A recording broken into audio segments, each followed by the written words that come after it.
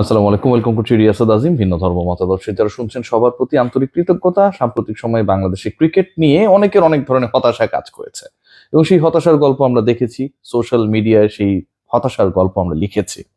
তবে যতই হতাশ হন না কেন, যতই রমজান মাস হোক না কেন, যতই ইফতারের সময় ঘনিয়ে আসুক না কেন, আমি গ্যারান্টি দিয়ে বলতে পারি আগামী 11, 13 এবং 15 মার্চ তখন আরো কিছুটা হলেও সূর্যের উত্তাপ বাড়বে, তৃষ্ণা বাড়বে, দিন বড় ছোটর হিসাব নিকাশটা আরো বেশি বাড়বে। কিন্তু আপনারা অবশ্যই মিরপুর শেরেবাংলা স্টেডিয়ামে হাজির হবেন, রমজান মাসে হাজির হবেন, ইফতারের প্রস্তুতি নিয়ে হাজির হবেন, খেলা দেখার জন্য, বাংলাদেশ দলের ওয়ানডে সিরিজ দেখার জন্য পাকিস্তানের বিপক্ষে।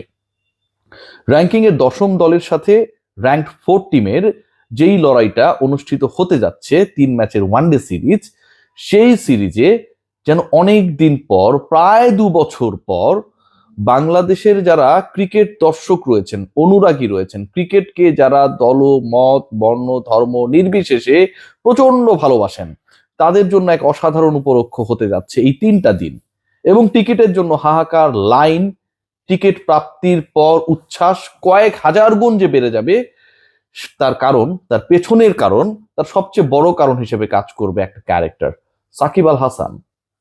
জাতীয় দলের জার্সিতে নিজের দেশে মার্চ মাসে সাকিব খেলার অপেক্ষায়, বাংলাদেশের ফেভারিট ফরম্যাট, যেই ফরম্যাটে এই মুহূর্তে বাংলাদেশ দলগতভাবে ভয়াবহ চাপের মধ্যে রয়েছে, সেই ওয়ানডেতে সাকিব আল হাসান আসছেন। বাংলাদেশ যেন নতুন প্রাণের স্পন্দন পাচ্ছে। Shakib is coming back, and Shakib is coming back after almost 18 months. এবং সেটা হতে যাচ্ছে মার্চের প্রথম সপ্তাহে, যেই আলোচনা, যেই ডিসকাশন আমি অনেক আগে করেছিলাম, এবং সেই ঘটনার বাস্তবায়ন আমরা দেখতে পাবো আর মাত্র 2 সপ্তাহের মধ্যে। সাকিব আল হাসান আসছেন জাতীয় দলের হয়ে আরো একবার খেলার জন্য। সাকিব আল হাসান আসছেন জাতীয় দলের হয়ে এমন একটা অবস্থায় খেলার জন্য যখন পুরো জাতীয় দল, ক্রিকেট, কূটনীতি সবকিছু একটা এলোমেলো অবস্থা। টি-20 বিশ্বকাপে বাংলাদেশের পার্টিসিপেশন নেই, ওয়ানডে র্যাঙ্কিং এ বাংলাদেশ র্যাঙ্ক 10, পরের বিশ্বকাপে বাংলাদেশ সরাসরি খেলতে পারবে কি পারবে না সেটা নিয়ে যখন ঘোর অনিশ্চয়তা, ঠিক তখন বাংলাদেশের অসংখ্য স্বর্ণালী সময়ের কান্ডারি Shakib Al Hasan is coming back after 18 months, জাতীয় দলের হয়ে খেলার জন্য, জাতীয় দলকে উদ্ধার করার জন্য, শেরে বাংলাকে আরো একবার বাঘেদের গর্জনে উচ্চকিত করবার জন্য। সব যদি ঠিক থাকে, সাকিব আল হাসানের এই আশাটা শুধুমাত্র ওই 3টা ম্যাচ খেলা না, সাকিবের এই প্রত্যাবর্তনটা আমার কাছে মনে হয় যে বাংলাদেশের ক্রিকেট ইতিহাসের সেরা প্রত্যাবর্তনগুলোর একটা হয়ে থাকবে।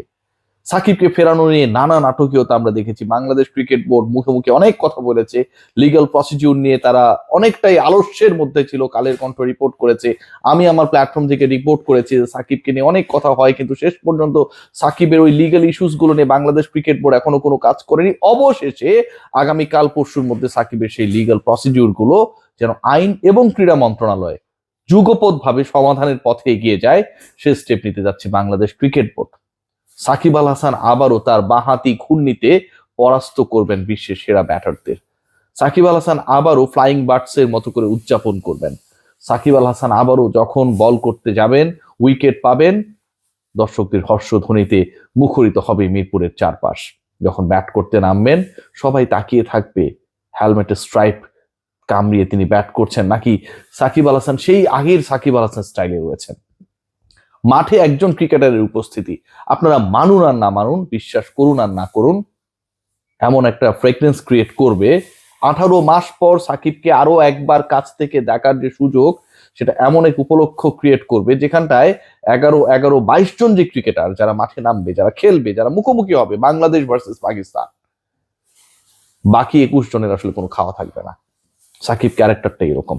সাকিবের ফ্রেগনেন্স যেন লিলি হুইপশিয়া বডি ওয়াশের মতো, এটা অনেকক্ষণ থাকে, চলে গেলেও থাকে, না থাকলেও থাকে, অ্যাটলিস্ট 72 ঘন্টা পর্যন্ত যেভাবে আপনার ময়েশ্চার ধরে রাখে, সাকিব আল হাসান যতক্ষণ খেলবেন, যতক্ষণ বল করবেন, যতক্ষণ ব্যাটিং করবেন, যতক্ষণ ফিল্ডিং করবেন, নিশ্চিত থাকুন মিরপুরের কানায় কানায়, টেলিভিশন সেটে, অনলাইনে, দেশের বাইরে, দেশের ভেতরে, সব জায়গায় সবার খোঁজ থাকবে, সবার খোঁজ নেওয়ার চেষ্টা থাকবে। আজকে সাকিব কত রান করলেন, কয় উইকেট পেলেন, সাকিবের প্রত্যাবর্তনটা কেমন হলো, ক্যাপ্টেন তাকে প্রপারলি ইউজ করেছে কি করে না, প্রতিপক্ষ কতটুকু চাপে ছিল, বাংলাদেশ কতটুকু স্বস্তিতে ছিল, প্রত্যেকটা আলোচনা, প্রত্যেকটা ডিসকাশন। কেউ কখনো ভেবেছিলেন যে সাকিব এভাবে আবারও ফিরে আসবে? কেউ কখনো ভেবেছিলেন যে সাকিব আল হাসানের জন্য যারা বাংলাদেশে ক্রিকেট দেখবে না বলে নানা সময়ে প্রতিজ্ঞা করেছে এবং সেই ওয়াদা নিজেরাই ভেঙেছে, মুচকি হেসেছে, সেই তারা আবারও এই রমজান মাসে খেলা দেখার জন্য টার্গেট করবেন? ইফতার কি করবেন সেটার থেকেও বড় হয়ে যাবে যে ওই সময়টায় যদি খেলা চলে, ইফতারের পরবর্তী সময়ে কে ব্যাট করবে কে বল করবে সেটা যেন একটু দেখতে পারি। আমার কাছে মনে হয় it's going to be a beautiful time for Bangladesh cricket again. আমরা ওয়ানডেতে, টি-20-তে, টেস্টে মুশফিকুর রহিমকে আমরা দেখতে পাই, কিন্তু পঞ্চপাণ্ডবের কাউকে আসলে আমরা আর পাচ্ছিলাম না। সেই সাকিব ইজ কামিং ব্যাক। নিজের মতো করে যদি সাকিব ব্যাক করতে পারেন, বাংলাদেশ দলের জন্য এটা যে কতটা উপকারী হবে, you have no idea. 10 number rank Bangladesh, একটু আগে বলছিলাম যে যেই দলটা আসলে পরের বিশ্বকাপ অনিশ্চিত এখন পর্যন্ত, এবং বাংলাদেশ কতগুলো বাইলেটোরাল সিরিজ সামনে পাবে, কারণ অনেক দলই বাংলাদেশের সাথে ভারত এবং বাংলাদেশের ক্রিকেটীয় সম্পর্কের যে তিক্ততা সেটার কারণে খেলতে অনাগ্রহী হতেই পারে। সেই জায়গায় এই সিরিজটা কত গুরুত্বপূর্ণ, কয়েকটা কারণে গুরুত্বপূর্ণ, শুধু সাকিবের উপস্থিতি না। সাকিবের উপস্থিতি স্বস্তি দেবে, এবং সেই স্বস্তির জায়গাটা যদি আমি বিশ্লেষণ করি, র্যাঙ্ক 10th বাংলাদেশের এই মুহূর্তে র্যাঙ্কিং পয়েন্ট বা রেটিং পয়েন্ট হচ্ছে 76, এবং বাংলাদেশের উপরে থাকা উইন্ডিজের হচ্ছে 77। আপনি যদি টপ 4 এর মধ্যে থাকা পাকিস্তান 105 রেটিং পয়েন্ট নিয়ে যেই দলটার নাম্বার 4 এর মধ্যে রয়েছে, সেই দলকে হারাতে পারেন, সেই দলকে আপনি হোয়াইট ওয়াশ করতে পারেন, আমি বিশ্বাস করি বাংলাদেশ দল সেটা করতে পারবে, সেই যোগ্যতা তাদের রয়েছে। অথবা সিরিজটা জিততে পারেন, বাংলাদেশের পয়েন্ট বেড়ে 80-র কাছাকাছি হয়ে যাবে, বাংলাদেশের র্যাঙ্কিং 10 থেকে হয়ে যাবে 9, বাংলাদেশ উইন্ডিজকে টপকে যাবে, বাংলাদেশ অনেকটা 8 নম্বরে থাকা ইংল্যান্ডের কাছাকাছি চলে যাবে। বাংলাদেশ তার আপকামিং ওয়ার্ল্ড কাপ, 27 ওয়ার্ল্ড কাপে সরাসরি খেলার পথে যে দুঃস্বপ্ন এই মুহূর্তে ভর করেছে ক্রিকেট বোর্ড, ক্রিকেটার, সমর্থক, সাংবাদিক সবার মাঝে, সেটা একটু হলো পাশ কাটাতে পারবে। এবং এমন একটা সিচুয়েশনে সেই ঘটনা ঘটতে যাচ্ছে, 1 পয়েন্টের ডিফারেন্সে বাংলাদেশ র্যাঙ্ক 9 হয়ে যেতে পারবে। সেই সময়টায় বাংলাদেশ দলের হয়ে জার্সিতে, বাংলাদেশের জার্সিতে 11 আপনি সাকিব আল হাসানকে দেখবেন। Shakib Al Hasan all set to come back to Bangladesh in next 14 days. Shakib Al Hasan মাঠ মাতাতে তৈরি 11th of March, 18 মাস পরে, এরপরে 13 এবং এরপরে 15। কে জানে শেষ পর্যন্ত কি হয়।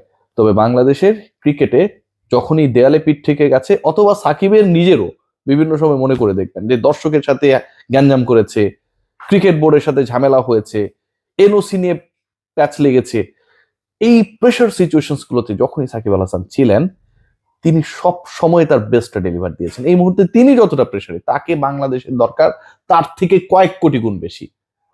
এবং সেই সাকিব আল হাসান বাংলাদেশের কান্ডারি হয়ে বাংলাদেশকে পরের বিশ্বকাপে সরাসরি কোয়ালিফাই করার মিশনে মাঠে নামতে যাচ্ছেন মার্চের 11 তারিখ। সবাই ভালো থাকবেন।